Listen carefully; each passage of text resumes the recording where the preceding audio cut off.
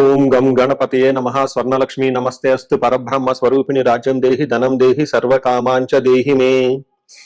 గణపతి మనందరికీ మంచి బుద్ధిని సిద్ధిని సక్సెస్ ఇవ్వాలని చెప్పేసి కోరుకుంటూ, స్వర్ణలక్ష్మి అమ్మవారు మన అందరికీ చక్కగా బ్రహ్మ జ్ఞానాన్ని కలిగించాలని, తద్వారా మనం ప్రతిదాన్ని శోభాయమానంగా చూస్తూ ఎప్పుడు మనకి దుఃఖం అనేది లేకుండా ఉండాలని చెప్పేసి, ఎప్పుడు ఆనందభరితంగా ఉండాలని చెప్పేసి అమ్మవారిని కోరుకుంటూ, అమ్మవారిని అలానే మనందరికీ చక్కగా సమృద్ధిగా ధనాన్ని ఇవ్వాలని చెప్పేసి, భాగ్యాన్ని ఇవ్వాలని చెప్పేసి కోరుకుంటూ, అంతేకాకుండా మనందరికీ రాజ్యం ఖచ్చితంగా ఒక అథారిటీ, పవర్, స్టేటస్, ఒక దర్పం అవన్నీ మనకు అమ్మవారు ఇవ్వాలని చెప్పేసి కోరుకుంటూ, వీటితో పాటుగా సర్వకామార్థ సిద్ధి, మన మనసులో అనుకున్న ముఖ్యమైన కోరికలన్నీ చక్కగా నెరవేరాలని చెప్పేసి అమ్మవారిని మనం కోరుకుందాం.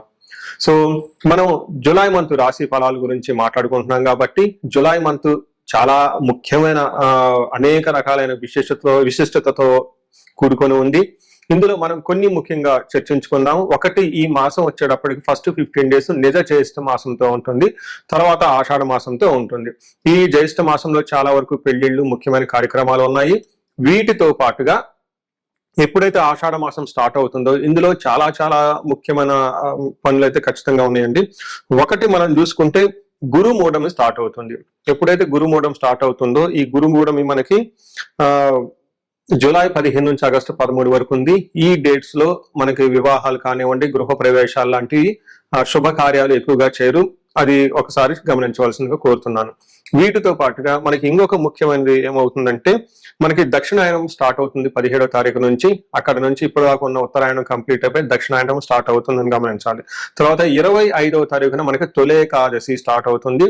దానికి ముందుగా చాతుర్మాస వ్రతం అని చెప్పేసి 4 మాసాలు ముఖ్యమైన మాసాలుగా చాతుర్మాస వ్రతం కూడా ఇందులోనే స్టార్ట్ అవుతుంది.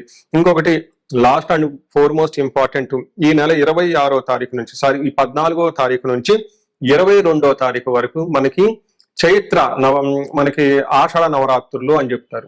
వీటిని ఏమంటారు? గుప్త నవరాత్రులు అంటారు, లేకుంటే వారాహి నవరాత్రులు అని చెప్పేసి చేస్తూ ఉంటారు. ఈ నవరాత్రులు కూడా ఎంతో విశిష్టత కలిగి ఉంది. పర్సనల్ గా ఈ 9 రోజులు నేను కూడా చక్కగా సింపుల్ గా చేస్తాను, పెద్ద పెద్ద హడావుడిగా చేయకుండా. ఇలా చేసుకునే వాళ్ళందరికీ ఎంతో బాగా ఉపయోగకరంగా ఉంటుంది. లాస్ట్ లో ఈ మంత్ మనకి గురు పూర్ణిమతో ఈ మాసం అనేది పూర్తి అవుతుంది. ఇన్ని రకాల విశిష్టత కలిగిన ఈ మాసంలో జ్యోతిష శాస్త్రం ప్రకారంగా కూడాను 3 ముఖ్యమైన గ్రహాలు మారుతూ ఉన్నాయన్నమాట. ఆ గ్రహాలు మనం ఏంటో చూసుకుంటే, జూలైలో 4వ తారీఖు, 7వ తారీఖు, 16వ తారీఖు, 21వ తారీఖు, ఇలా జూన్ అంటే 3 గ్రహాలు మారుతున్నాయి. ఈ మారి గ్రహాలు శుక్రుడు, బుధుడు, సూర్యుడు గ్రహాలు కూడా ఉన్నాయి. 4వ తారీఖు వచ్చేటప్పటికి శుక్రుడు, బుధుడు వచ్చి 7వ తారీఖు, 16వ తారీఖు సూర్య భగవానుడు మారుతూ ఉన్నారనమాట. ఈ యొక్క 3 గ్రహాల యొక్క ప్రభావం మనకి జూలై మంత్ లో ఎలా ఉండబోతుందో మనం తెలుసుకుందాం. మనం వృషభ రాశి చూద్దాం. ముందు వృషభ రాశి ఓవరాల్ గా సమరై చూసుకుంటే, ఈ జూలై మంత్ లో వీళ్ళకి ఒక మంచిగా ఉంది, చక్కగా ఉందని చెప్పుకోవచ్చు. ఈ 12 రాశుల్లో జూలై మంత్ లో బాగున్న రాశి ఏదైనా ఉందంటే అది వృషభ రాశిని గమనించుకోవాలి. ఈ ఎక్కువగా రాశులకి తటస్థంగా ఉన్నాయి, సహజంగా ఉన్నాయి, ఎక్కువ లిటిల్ కొంచెం అప్స్ అండ్ డౌన్స్ తో ఉన్నాయి. బట్ వృషభ రాశి మాత్రం ఆల్మోస్ట్ 80% చాలా బాగుందని గమనించుకోవాలి. ఇందులో వృషభ రాశిలో ఉన్న ఫస్ట్ నక్షత్రాలు చూస్తే కృతిక 2, 3, 4 పాదాలు, రోహిణి 1, 2, 3, 4 పాదాలు, మృగశిర 1, 2, 3 పాదాలంతా, 1, 2 పాదాలంతా కూడా ఈ వృషభ రాశిలో ఉంటారని గమనించాలి. పేరు బలం బట్టి మనం చూసుకుంటే ఈ ఊ ఓ వేవా వి ఓ తిరుపతి వెంకటేశ్వర స్వామి పేరు బలం ప్రకారం ఇదే రాశి అవుతుందని గమనించాలి. వీళ్ళకి వృషభ రాశి ఉంటుంది. అయితే ఇందులో ఉన్న గ్రహ స్థితిని బట్టి మనం గమనించుకుంటే, ఈ మాసం వీళ్ళకి మనకి లఘు గోచారము, సూక్ష్మ గోచారం అన్న ఒక కాన్సెప్ట్ ప్రకారం చూస్తే ఏమని చెప్తారంటే, లక్ష్మీ శత్రుపీడం శ్రీయం సుఖ సుహృతాభివృద్ధి అని చెప్తారు. అంటే ఈ మాసంలో వీళ్ళకి లక్ష్మీప్రదంగా ఉంటుంది, ఐశ్వర్యప్రదంగా ఉంటుందని గమనించుకోవాలి. దీనితో పాటు శ్రీయం విపరీతమైన ధనం వచ్చే అవకాశం ఉంటుంది. రెండోది సుఖ సుహృతాభివృద్ధి, ఈ టైంలో ఫ్రెండ్స్ ద్వారా మంచి సపోర్ట్ వస్తుంది, ప్రాస్పరిటీగా ఉంటారు, అభివృద్ధి ఉంటుంది. అయితే ఒక్క విషయంలో జాగ్రత్తగా ఉండాలి. కుజుడు ఫస్ట్ హౌస్ లో ఉండటం తోటి వీళ్ళకి శత్రుపీడం, శత్రువుల వల్ల ప్రాబ్లమ్స్ వచ్చే అవకాశం ఉందని గమనించండి. సో ఇందులో ముఖ్యంగా ఒకటి ఇంపార్టెంట్ పాయింట్ గమనించాల్సింది ఏంటంటే, ఈ రాశి వాళ్ళకి జాబులో చాలా గ్రోత్ ఉంటుంది, జాబులు లేని వాళ్ళకి జాబులు వచ్చే అవకాశం ఉంటుంది, ప్రమోషన్ రాని వాళ్ళకి ప్రమోషన్స్ వచ్చే అవకాశం ఉంటుంది. ఇప్పటిదాకా హైక్స్ ఎవరికైనా కనుక లేకుండా ఈ టైంలో హైక్స్ కూడా వచ్చే అవకాశం ఎక్కువ ఉంటుందని గమనించుకోవాలి. వ్యాపారస్తులు కానివ్వండి, బ్యూరోక్రాట్స్ ఎవరైతే IAS IPS top most position లో ఉంటారో వీళ్ళకి కూడాను పై ఉన్న అధికారుల నుంచి మంచి సపోర్ట్ వస్తుంది, వాళ్ళకి ఒక బెస్ట్ గా వెళ్ళే అవకాశం అయితే ఉంటుందని గమనించుకోవాలి. సో ఇదికి కారణం ఏమిటంటే మనకి మహర్షులు ఏం చెప్తారంటే సంస్కృతంలో ప్రాచీన గ్రంథాలలో 3వ స్థానంలో సూర్యుడు ఉంటే, జన్మరాశి నుంచి 3వ స్థానంలో సూర్యుడు ఉంటే ఎలా ఉంటుంది అంటే ఒక సంస్కృత శ్లోకంలో చెప్తారు. అది ఆరోగ్యం నిత్య సంతోషం బంధుమిత్ర సమాగమ అర్ధలాభాచ పుత్ర సౌఖ్యం ఇష్ట సిద్ధి తృతీయగే రవి అంటారు. అంటే 3వ స్థానంలో ఉండటం వల్ల ఎన్ని రకాల బెనిఫిట్లు ఉంటాయంటే ఆరోగ్యం బాగుంటుంది, నిత్య సంతోషంగా ఉంటూ ఉంటారు, బంధుమిత్రులతో కలిసి ఉంటారు, అర్ధలాభం ఉంటుంది, పుత్రులతో కలిసి ఉంటారు, వీటన్నిటికంటే కూడా ఇష్ట సిద్ధి అనుకున్న పనిని చక్కగా సాధించుకుంటూ ఉంటారు అని మనకు చెప్తూ ఉంటారు. ఇది మనకి సంస్కృతంలో ఆ ప్రకారం వివరించడం జరిగింది.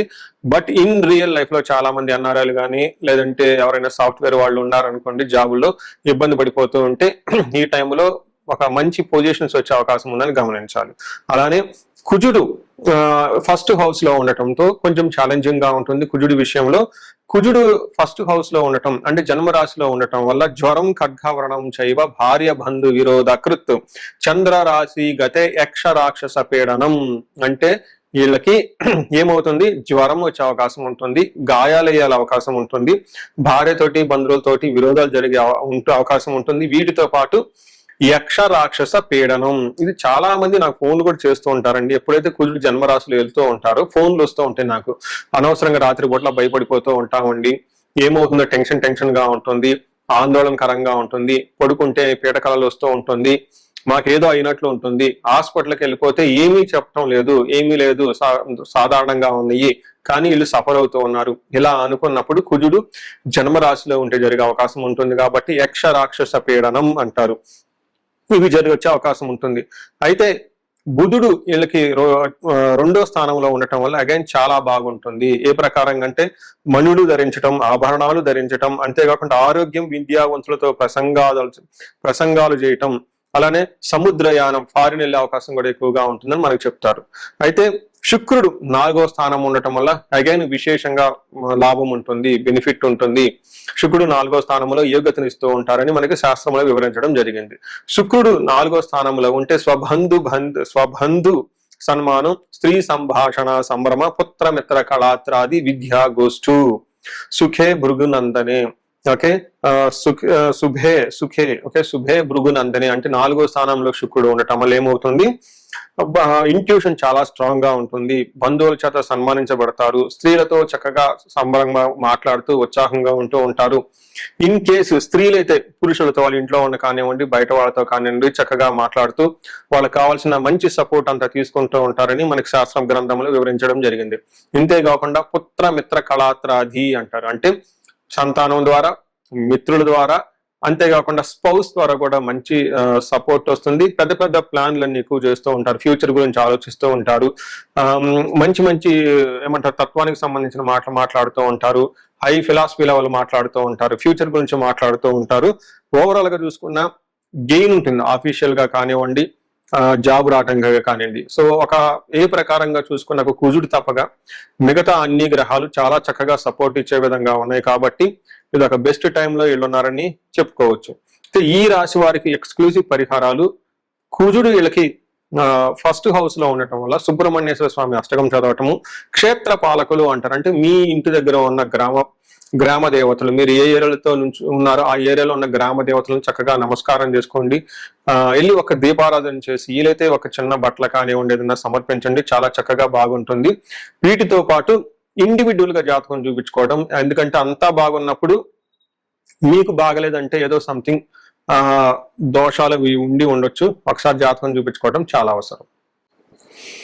పరిహారాల్లో భాగంగా ఈ రాశి వాళ్ళు ముఖ్యంగా నేనేం చెప్తానంటేనండి, ఇది గోచార రీత్యం అంటే గోచార ఫలితాలు అని చెప్తూ ఉంటారు.